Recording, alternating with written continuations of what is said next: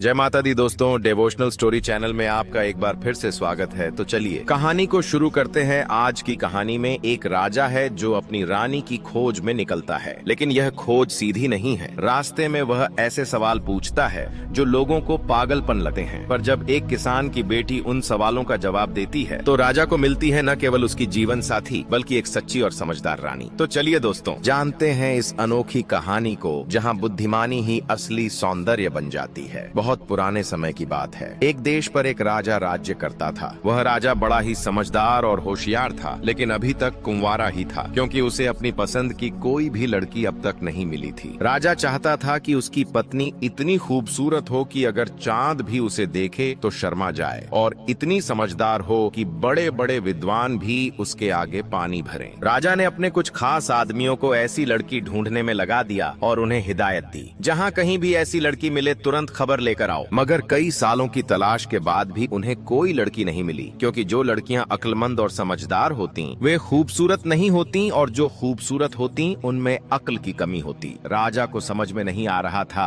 कि आखिर वह क्या करे। दिन रात वह इसी चिंता में रहता कि उसके बाद उसकी राजगद्दी का वारिस कौन बनेगा। आखिरकार एक दिन उसके एक मंत्री ने उसे सलाह दी, हुजूर, आप एक गरीब आदमी का भेष बनाकर नगर नगर घूमिए, हो सकता है कि इसी तरह आपको कोई लड़की पसंद आ जाए। राजा को अपने मंत्री की सलाह बहुत अच्छी लगी। उसने एक गरीब आदमी का भेष बनाया और अपने लिए पत्नी की खोज में पैदल ही महल से निकल पड़ा। दोस्तों, अभी वह नगर के बाहर ही निकला था कि रास्ते में उसे एक किसान मिला जो अपने गांव की ओर जा रहा था। राजा ने उसे राम राम कहा तो किसान ने भी राम राम कहा। तभी राजा बोला, भाई पैदल क्यों चल रहे हो, आओ मेरे साथ सवारी कर लो। किसान ने सिर से लेकर पांव तक राजा को देखा और हैरान होकर बोला, अरे भाई, तुम तो खुद ही पैदल चल रहे हो, मुझे अपनी सवारी पर कैसे बिठाओगे? राजा ने उसकी बात का कोई जवाब नहीं दिया। दोनों चुपचाप साथ साथ चलने लगे। अभी कुछ दूर ही चले थे कि वे एक खेत के पास पहुँचे। उस खेत में गेहूं की फसल खड़ी थी और हवा में झूम रही थी। किसान बोला, कितनी शानदार फसल है। राजा ने कहा, हाँ, फसल तो बड़ी शानदार है, बहुत अच्छी है, पर पता नहीं कि यह कटी हुई है या बिना कटी हुई। किसान चलते चलते रुक गया और चिल्लाकर बोला,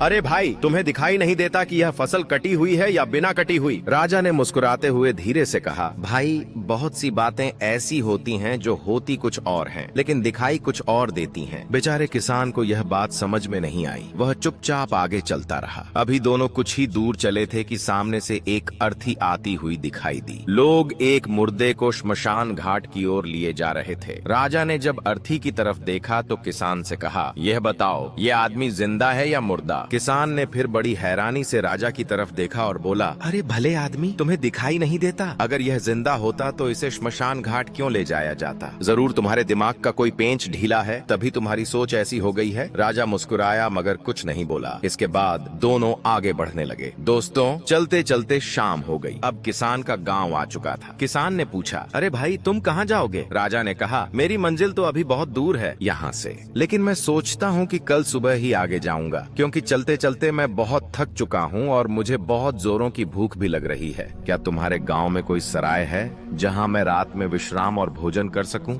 गांव के लोग बहुत ही मेहनती और सरल स्वभाव के होते हैं। किसान ने सोचा, यह बेचारा रात को कहाँ जाएगा? कहीं धक्के खाते हुए भटकता न फिरे। पता नहीं इसके पास पैसे हैं भी या नहीं। क्यों न इसे अपने घर ले चलूं? एक रात की ही तो बात है, सुबह यह चला ही जाएगा। किसान ने कहा, अरे भाई, ये बहुत छोटा सा गाँव है, यहाँ सराय कहाँ मिलेगी? तुम ऐसा करो, मेरे साथ मेरे घर चलो और वहीं पर ठहर जाओ। राजा ने कहा, ठीक है, लगता है तुम बहुत भले आदमी हो, लेकिन यह बताओ, तुम्हारे घर में कितने सदस्य हैं? किसान बोला, मेरे घर में सिर्फ 3 सदस्य हैं, मैं, मेरी पत्नी और मेरी बेटी। जब राजा ने सुना कि उसके घर में एक बेटी भी है तो उसने पूछा, क्या तुम्हारी लड़की की शादी हो गई है? किसान ने जवाब दिया, अभी नहीं, लेकिन सोचता हूँ कि इस बार फसल बेचकर उसके हाथ पीले कर दूं। इतने में दोनों किसान के घर पहुँच गए। किसान ने अपने घर का दरवाजा खटखटाया। किसान की पत्नी बड़ी बेचैनी से उसका इंतजार कर रही थी। उसने जब किसान के साथ एक अजनबी आदमी को देखा तो कुछ हैरान सी हो गई। किसान का घर घर छोटा था लेकिन बहुत ही खूबसूरत और साफ सुथरा लग रहा था। ऐसा लगता था जैसे किसान ने अपने जीवन की सारी पूंजी इसी मकान में लगा दी हो। घर के एक कोने में छोटा सा दिया जल रहा था। तभी अचानक दूसरे कमरे का दरवाजा खुला और अंदर से एक लड़की बाहर आई। ऐसा लगा जैसे चांद की चांदनी खुद धरती पर उतर आई हो। लड़की ने धीरे से राजा को नमस्कार किया और एक तरफ खड़ी हो गई। राजा उसकी खूबसूरती देखकर हैरान रह गया। फिर संभल कर बोला, कितना खूबसूरत मकान है, मगर इसमें एक ईंट की कमी है। किसान ने यह सुना तो झल्ला गया। उसे लगा मैंने इतनी मेहनत से यह मकान बनाया है और यह आदमी कह रहा है कि इसमें एक ईंट की कमी है। वह बोला,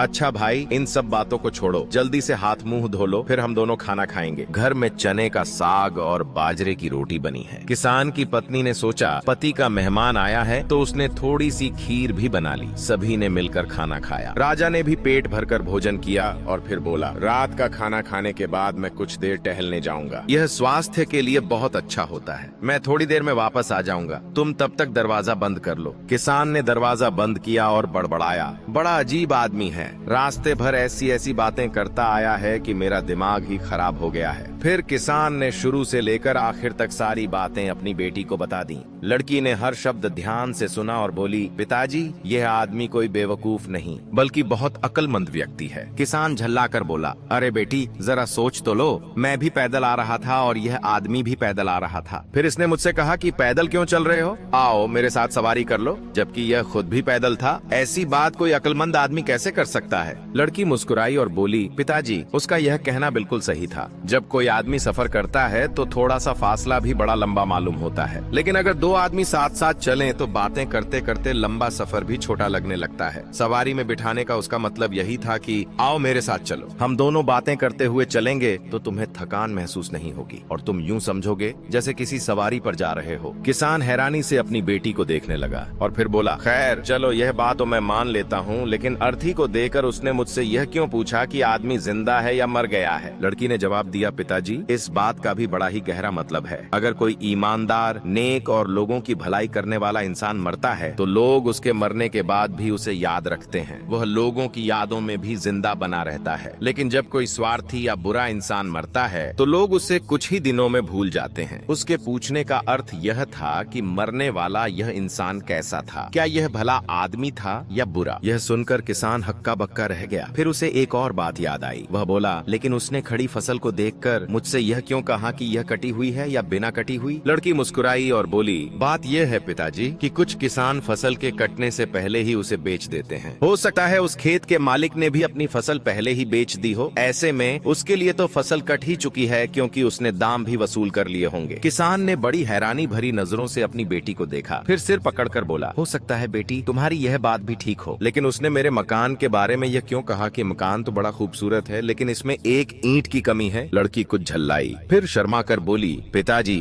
यह बात उसने मकान के लिए नहीं कही बल्कि मेरे लिए कही थी, क्योंकि मेरे आगे का एक दांत टूटा हुआ है। जब मैं बोलती हूँ तो यह खिड़की साफ दिखाई देती है। मकान मैं हूँ और वह ईंट मेरा दांत है। उधर राजा असल में सैर करने नहीं गया था बल्कि वह दरवाजे के पास खड़ा होकर उनकी बातें सुन रहा था। लड़की ने जैसे ही अपनी बात पूरी की, राजा ने दरवाजा खटखटाया। किसान ने दरवाजा खोला तो राजा मुस्कुराते हुए बोला, भाई, तुम तो बहुत पहुँचे हुए विद्वान लगते हो। राजा ने आगे कहा, मैं इस राज्य का राजा हूँ और ईश्वर का धन्यवाद करता हूँ कि मुझे वैसी पत्नी मिल गई जैसी कि मैंने इच्छा की थी। यह कहकर राजा ने अपनी कमर से एक थैली खोली, उसमें से 100 सोने की अशर्फियां निकाली और किसान को देते हुए बोला, इन अशर्फियों से अपनी बेटी के लिए कपड़े और गहने बनवाओ। ठीक 1 हफ्ते बाद मैं बारात लेकर आऊंगा। फिलहाल मैं महल वापस जा रहा हूँ। किसान और उसकी पत्नी हैरानी से एक दूसरे को देखने लगे। उन्हें समझ नहीं आ रहा था कि यह सपना है या हकीकत। राजा महल लौट आया और अपने मंत्री को शादी की तैयारियां करने का आदेश दे दिया। ठीक 1 हफ्ते बाद राजा की शाही बारात उस गांव में पहुंची, मानो जंगल में मंगल हो गया हो। 3-4 दिनों तक गांव में ऐसी चहल पहल रही